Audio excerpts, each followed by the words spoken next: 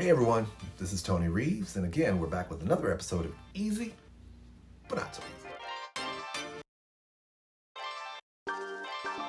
Today we're going to talk about job reference.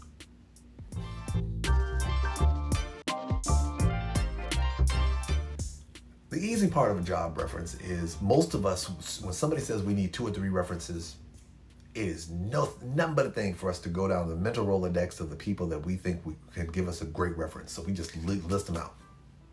The not so easy part is being strategic about who you're going to use as a reference. Is this reference personal or professional? Putting someone on as a reference who is a friend of a family, who is in a prominent position, who can speak to your character is great. But guess what? Let's say, for instance, that you put on a reference. You're applying for a job in Seattle, and you put on your job indication of a reference of the head of Johns Hopkins out in DC.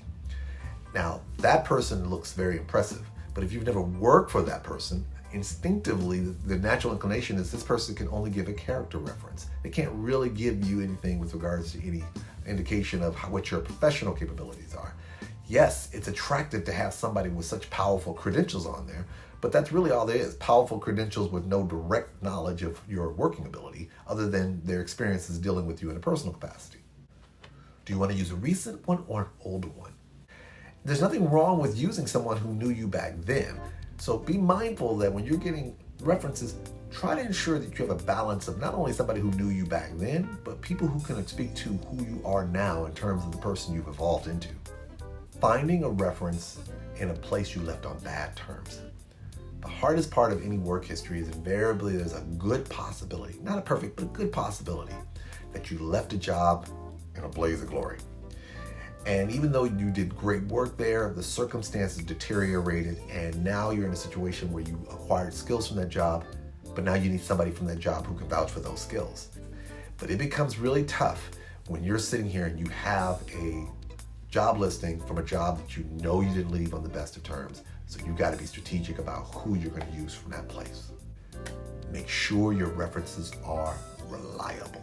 And sometimes your references don't appreciate the time sensitivity of the things that you need them to do. What does that mean? Well, if you're applying for a job and the only thing left they have is to get with your references, and they're reaching out to you, and you're like, hey, what's going on? And you're like, dude, we've been trying to get this one person. All we need is this one last person. That's a pain in the backside. So it's important that when you're getting your references, this is somebody who you know will respond quickly when somebody reaches out to them. Now, again, make sure you let your references know that, hey, I got you down as a reference. I'm applying for this job. You might get a call. That's usually enough to put people on notice to get themselves in gear. So this way, when the call comes, they're ready. But there are still going to be a few people out there who work on their own clock. So you got to make sure you get them right. So this way they don't screw up your timeline.